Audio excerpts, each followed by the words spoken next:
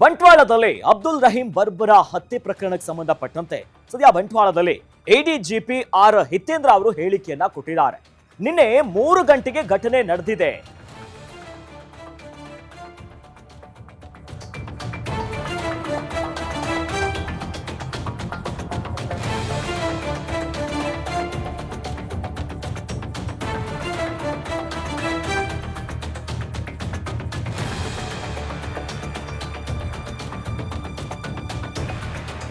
ಇನ್ನು ಮಂಗಳೂರಿನಲ್ಲಿ ಬಂಟ್ವಾಳದಲ್ಲಿ ರಹೀಂ ಹತ್ಯೆಗೆ ಸಂಬಂಧಪಟ್ಟಂತೆ ಸದ್ಯ ಮಂಗಳೂರು ನಗರ ಹಾಗೂ ದಕ್ಷಿಣ ಜಿಲ್ಲೆಯಾದ್ಯಂತ ನಿಷೇಧಾಜ್ಞೆ ಜಾರಿ ಇದೆ. ಅಂತ್ಯ ಸಂಸ್ಕಾರ ಶಾಂತಿಯುತವಾಗಿ ಮುಗಿದಿದೆ.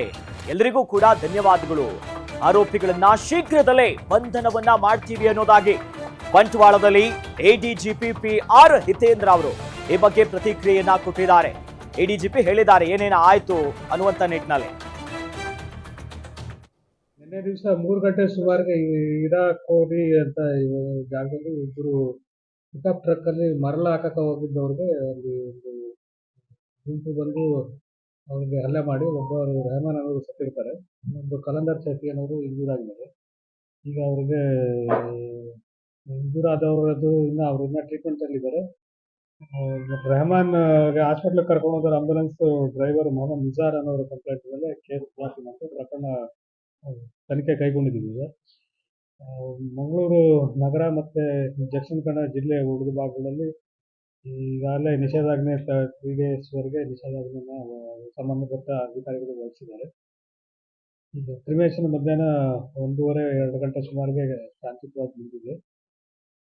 ಮುಂದೆ ಈ ಪ್ರಕರಣದಲ್ಲಿ ಯಾರ್ಯಾರಿದ್ದಾರೆ ಅದರ ತನಿಖೆ ಈಗ ನಡೀತಾ ಇದೆ. ಅರೆಸ್ಟ್ ಮಾಡೋದಕ್ಕೆ ಕಾಲ ಸೂಚನೆಗಳನ್ನ ಕೊಟ್ಟಿದ್ದಾರೆ. ಆಲ್ರೆಡಿ ಸ್ಥಳೀಯ ಅಧಿಕಾರಿಗಳು ತಂಡಗಳನ್ನು ರಚನೆ ಮಾಡಿದ್ದಾರೆ. ಈಗ ಬೇಗ ಶೀಘ್ರದಲ್ಲಿ ಅರೆಸ್ಟ್ ಮಾಡಿ ತಮ್ಮೊಂದಿಗೆ ಅದನ್ನ ಮಾಹಿತಿಯನ್ನು ಹಂಚಿಕೊಳ್ಳಿ. FIR ಹೆಸರಿದ್ದಾವೆ, 2 ಹೆಸರಿದ್ದಾವೆ. ಉಳಿದವ್ರದ್ದು ಅನ್ನೋನ್ ಇದೆ. ಬಟ್ ಅರೆಸ್ಟ್ ಮಾಡೋ ಪ್ರಕ್ರಿಯೆ ಪ್ರಗತಿಯಲ್ಲಿರೋದ್ರಿಂದ ನಾವು ಅದನ್ನ ತಮ್ಮೊಂದಿಗೆಲ್ಲ ಹಂಚಿಕೊಳ್ಳಿಕ್ಕೆ ಸಾಧ್ಯ ಇದೆ. ತನಿಖೆಯಿಂದನೇ ಗೊತ್ತಾಗಬೇಕ್ರಿ. ತನಿಖೆ ಈಗ ಸ್ಟಾರ್ಟ್ ಆಗಿದೆ. ಈಗ ಇಷ್ಟೊತ್ತು 1:30-2 ಗಂಟೆವರೆಗೆ ನಮ್ಮವರೆಲ್ಲ ಸ್ವಲ್ಪ ಪ್ರಕ್ಷುಬ್ಧ ವಾತಾವರಣದಿಂದ ಬಂದೋಬಸ್ತಲ್ಲಿ ಮತ್ತೆ ಅಂತ್ಯಕ್ರಿಯೆ ಆಗೋದ್ರಲ್ಲಿ ಪ್ರಿಯಾರಿಟಿ ಕೊಟ್ಟಿದ್ರು.